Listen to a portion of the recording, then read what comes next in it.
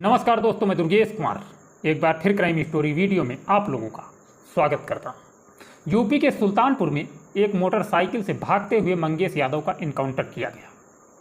मगर इसमें हैरानी की बात यह है कि ये वो मोटरसाइकिल नहीं थी जो डकैती की वारदात से 8 दिन पहले चोरी हुई थी। असल में जो मोटरसाइकिल डकैती से पहले चोरी हुई थी उसके मालिक ने चौंकाने वाला खुलासा किया है। उसका कहना है कि 28 अगस्त को डाका पड़ने के कुछ देर बाद ही कुछ पुलिस वाले उसके घर आए थे और उन्होंने आनन फानन में उसकी बाइक चोरी की एफआईआर दर्ज की थी। मंगेश यादव के एनकाउंटर के ठीक बाद की तस्वीरें बाहर आई, जिनमें जमीन पर पड़ी एक मोटरसाइकिल दिखाई दी बकौल यूपी एसटीएफ, जिस पर मंगेश यादव अपने साथी के साथ भाग रहा था। और एक तस्वीर 28 अगस्त की दोपहर ठीक उस वक्त की है जब भरत ज्वेलर्स डाका पड़ा था। दुकान के बाहर लगे सीसीटीवी कैमरे में 2 बाइक कैद हुई थी। ये वो दोनों बाइक हैं जिन पर 5 लुटेरे डाका डालने आए थे। अब बात उस मोटरसाइकिल की जिसकी चोरी तो 20 अगस्त को दर्ज हुई, लेकिन एफआईआर 8 दिन बाद 28 अगस्त की रात 8:11 पर दर्ज हुई, यानी सुल्तानपुर में भरत ज्वेलर्स के यहाँ डाका पड़ने के लगभग 8 घंटे बाद। अब सवाल ये है कि जिस मोटरसाइकिल पर मंगेश यादव भाग रहा था और भागते हुए उसका एनकाउंटर हुआ, वो मोटरसाइकिल किसकी है? और जो शोरूम के बाहर लुटेरों की 2 मोटरसाइकिल नजर आ रही थी वो किसकी है? और जिस मोटरसाइकिल की चोरी की एफआईआर दर्ज की गई है उसका इस लूट से क्या ताल्लुक है? तो चलिए सिलसिलेवार तरीके से इन तमाम सवालों के जवाब आपको हम सुना देते हैं। तो इन्हीं जवाबों में छिपा है मंगेश यादव के एनकाउंटर का बहुत बड़ा सवाल। एक शख्स है नसीम, सुल्तानपुर के कादीपुर इलाके के रहने वाले नसीम 20 अगस्त को अपनी मां मदीना खातून को जौनपुर के पार्थ अस्पताल में हड्डी के डॉक्टर सुभाष सिंह को दिखाने गए थे। अपनी मोटरसाइकिल अस्पताल के बाहर ही पार्क कर दी। थोड़ी देर बाद आकर देखा तो मोटरसाइकिल गायब थी। जिस दिन ये मोटरसाइकिल चोरी हुई थी उस दिन से लेकर अगले कई दिनों तक चोरी की रिपोर्ट लिखाने के लिए वो लगातार कोतवाली थाने के चक्कर काटता रहा, लेकिन शिकायत भी थी। यहाँ तक कि मोटरसाइकिल चोरी होने के फौरन बाद 112 नंबर पर पुलिस को फोन भी किया, लेकिन क्या मजाल जो पुलिस रिपोर्ट लिख लेती। और कमाल देखिए, जब इन्होंने उम्मीद छोड़ दी तब खुद पुलिस वाले उनके घर पर दस्तक देते हैं और बड़ी इज्जत से कहते हैं चलो तुम्हारी मोटरसाइकिल की चोरी की एफआईआर लिख लेते हैं। तो सुना आपने, मोटरसाइकिल चोरी हुई 20 अगस्त को। नसीम ने 112 नंबर पर भी पुलिस को कॉल किया, कोतवाली के चक्कर भी काटे, पर रिपोर्ट नहीं लिखी गई। और अचानक से ना जाने क्या हुआ, इतनी उसके ऊपर दया आई, इतना उस नसीम से मोहब्बत हुई कि पुलिस वाले उसके घर पर दस्तक देने पहुंच गए और बड़ी इज्जत से बोले जनाब आपकी मोटरसाइकिल की एफआईआर लिख लेते हैं। और ये देखिए कि नसीम जब थाने के चक्कर काट काट कर परेशान हो गया तो उसने थाने जाना छोड़ दिया। उसने मान लिया था कि अब मोटरसाइकिल दोबारा नहीं मिलेगी, लेकिन तभी 28 अगस्त को सुल्तानपुर के भरत ज्वेलर्स के यहाँ डाका पड़ता है। एसटीएफ मामले की जांच करती है। ये डाका 28 अगस्त की दोपहर करीब 12:30 बजे पड़ा था और ठीक उसी दिन यानी 28 अगस्त की रात 8:11 पर अचानक नसीम की चोरी हुई मोटरसाइकिल की एफआईआर दर्ज हो जाती है ना कमाल। उस एफआईआर की खास बात यह है कि पुलिस ने इसमें कहीं ये नहीं लिखा कि नसीम लगातार थाने के चक्कर काटता रहा और उसकी कोई सुनवाई नहीं। एफआईआर में सीधे सपाट बस यही लिखा गया कि 20 अगस्त की दोपहर 2 बजे मोटरसाइकिल चोरी हुई थी। तो एफआईआर तो आपने देख ली, लेकिन अचानक इसके दर्ज होने के पीछे की कहानी भी जान लीजिए। दरअसल सुल्तानपुर में हुए लूटपाट के बाद जौनपुर के पुलिस वाले नसीम के घर पहुंचे, फिर उसे अपने साथ ले गए। 28 अगस्त की पूरी रात नसीम पुलिस वालों के साथ रहा। फिर 29 अगस्त की दोपहर वो घर लौटा, लेकिन 29 अगस्त की शाम पुलिस उसे फिर से अपने साथ ले गई और रात छोड़ दिया।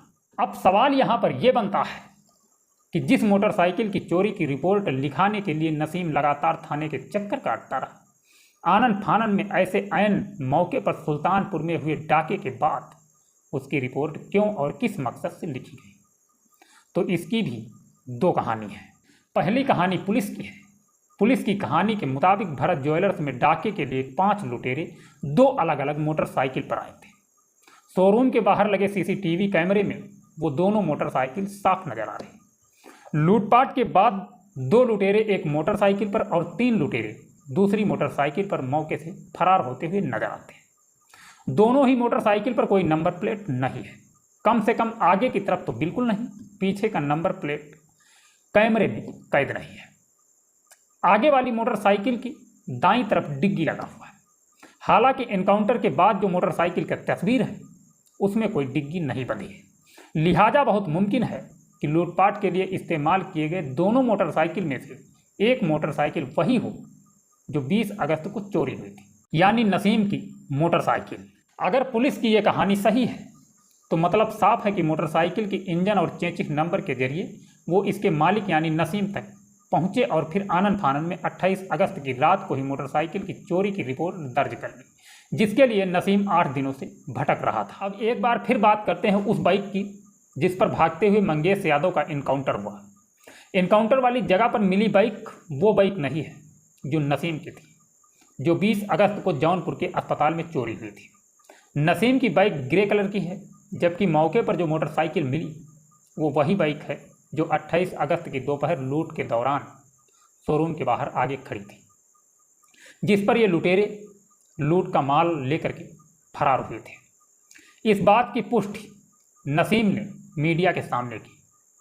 तो फिर सवाल है कि एनकाउंटर में जो मोटरसाइकिल दिखाई गई वो किसकी है, और क्या वो वही बाइक है जो सीसीटीवी कैमरे में शोरूम के बाहर कैद हुई और जिस पर ये 3 लुटेरे भाग रहे हैं। फिलहाल इस बारे में यूपी पुलिस खामोश है। अगर लूटपाट के दौरान सचमुच नसीम की ही बाइक इस्तेमाल हुआ और उसी बाइक पर मंगेश यादव का इनकाउंटर, तो फिर सवाल ये है कि क्या 20 अगस्त को जौनपुर के पार्थ अस्पताल से मंगेश यादव ने ही नसीम की मोटरसाइकिल चुराई थी?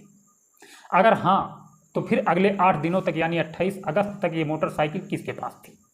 मंगेश की बहन का दावा है कि मंगेश के पास कोई मोटरसाइकिल नहीं थी।